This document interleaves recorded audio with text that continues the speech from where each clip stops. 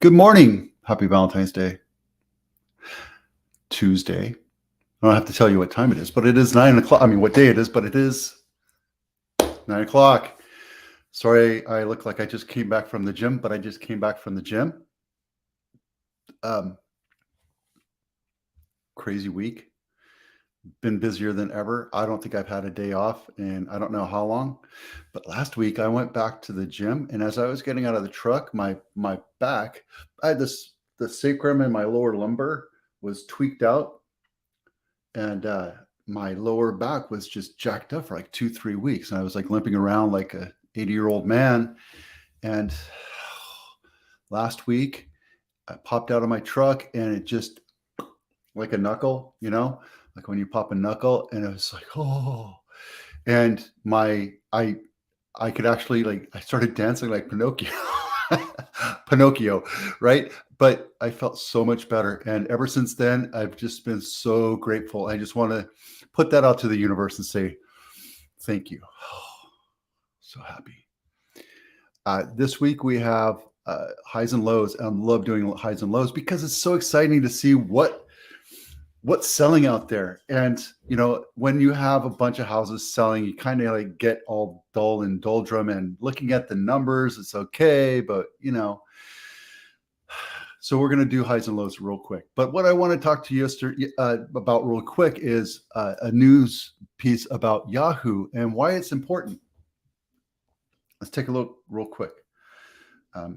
Here's the highs and lows, but we're going to go to this real quick. Talking about Yahoo laying off 20% of its staff. Not because it's doing poorly, it's because they're changing directions. They're pivoting. It's not a bad thing, right? Sometimes when you go up against the giant, you have to pick and cut and throw that axe into the giant's leg a few times here, and then you have to run over here and pivot and chop it down here, right? And the big giant is Google. Google is just it's an amazing ad platform, right? Yahoo, Google, you name it, right? But what they're not talking about in this article is TikTok. TikTok is taking everybody's lunch. Facebook, Instagram, Google, so much easier to work with. They deliver on what they're doing, and it's cost effective. If you're in advertising, now I come from advertising, right? I used to sell advertising. I never did the back end stuff. But I can tell you that Google took everybody's lunch for decades, and then Facebook is a very tight second. And then there's a bunch of lawsuits saying you can't do that, you can't do this, and then it made it really difficult. Not for Facebook. Facebook wanted to make it easy, but because there were lawsuits, it made it more difficult and more expensive. And now it's neck and neck. And when you have three players in the game, which is Yahoo, they're like, you know what? Let's do something else. Let's go to an aggregator program where, you go to a different site, any other site like CNN. Well, CNN has their own ads, but you go to pretty much any other site and you see little things underneath, like the little clickbaity thing stuff. They're working with Taboola, which is a third-party aggregator site, and they're going to serve ads on Yahoo. Totally makes sense. Why pay people $150,000, $200,000, $300,000 on top? And by that number, I'm talking about like 1,400. How many people? 1,600 people. You do the math. If it's not paying off, why keep them around? And you know what? I used to be one of those guys, right? I used to be an ad sales guy. I used to be one of those 1,600, not in Yahoo. I work for business to business publishing. I totally understand it. That said, layoffs mean there's going to be people needing to sell houses, right? That's just a typical thing. Those people would be absorbed into, I don't know, like Google or TikTok or other places. They'll go back to agency. There's 1,000 different things that they can do. So I'm not too worried about them. Yeah, it's a temporary setback, but like all these layoff news reports, they're just salacious, clicky. They're designed to make you click and go, oh no, the sky's going to fall. Chicken Little is going, oh no, the sky's falling. And that could very, very, very possibly be, right? I'm not here to tell you yes or no, but enough said of that. Okay. Today's highs and lows.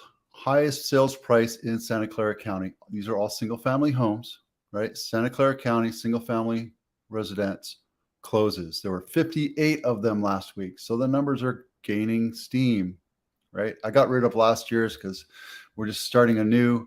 And I figured, let's do it, make it quick. Paramount Court and Saratoga. This is a gorgeous home. Look at this. That is palatial. Look at that. I would love to live there. I think that's the house right there. Look at that views, the valley. It's a beautiful home. I'm in love. I would move there in a heartbeat. I showed a house like this in Hollister. It was 1.7. Not as palatial, it was more farm land. But this is gorgeous. Holy moly. Look at that library. Oh. Guys, everything about this kitchen. I know everybody's like, the cool thing is grays and whites and muted tones and blah, blah. No, look at this. This is country, chic, gorgeous. And yeah, the stones are a little bit old, but you know my opinion on granite, right? I love granite over quartz any day.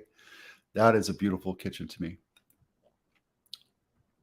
And I have a white kitchen with a taupe, gray taupe, bottom cabinets, and I have quartz, right? They're nice, but look at that. That is just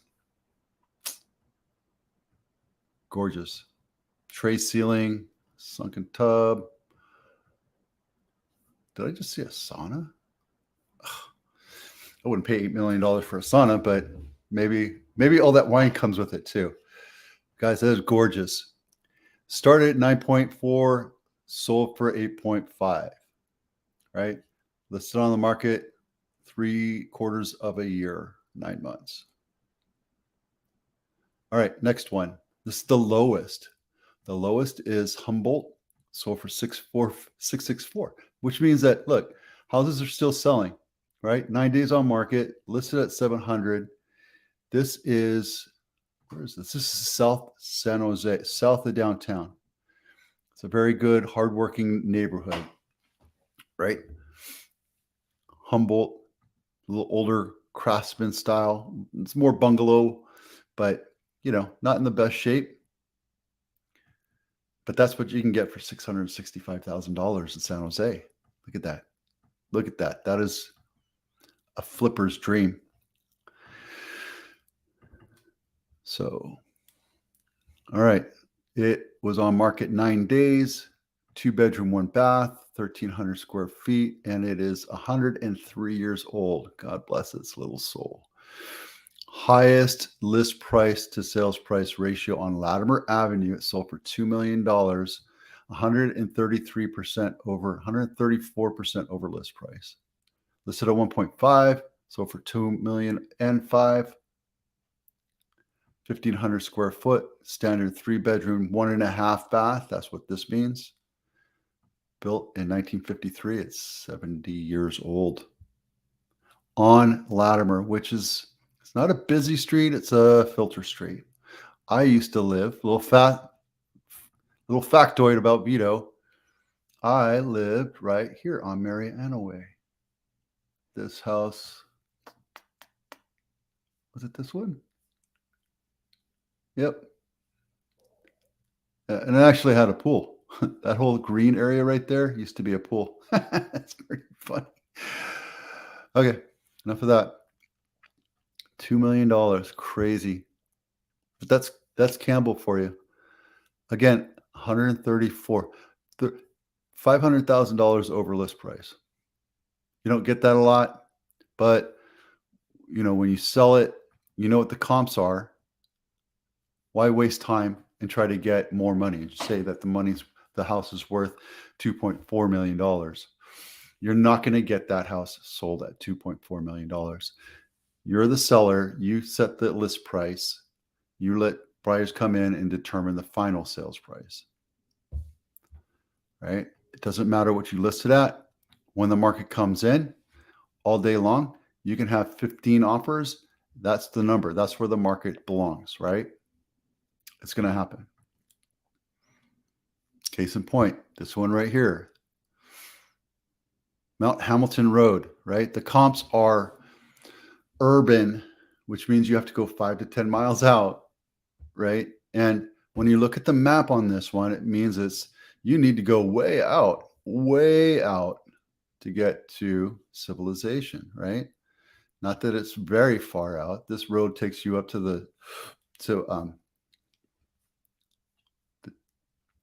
the telescope, right? And during the winter, that's closed. But when you're that far out, people aren't willing to spend that much money, especially if you're like over here by the country club and use these houses as comps. And over here, it's more urban. You have to be a little bit more careful about pricing, right? So it's on market 2 days. You're like, holy crap, let's do it. Let's just take it. Let's just take it and run, right?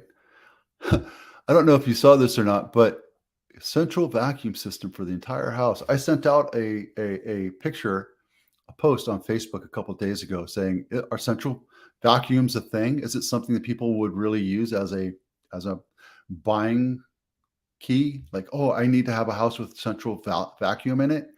And one person out of a couple hundred said, yeah, that's kind of nice.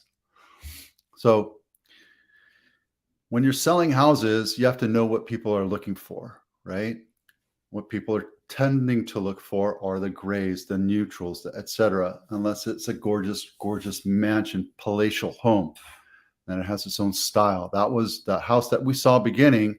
It was more palatial, where this one is more, it's custom, right? This is a beautiful house.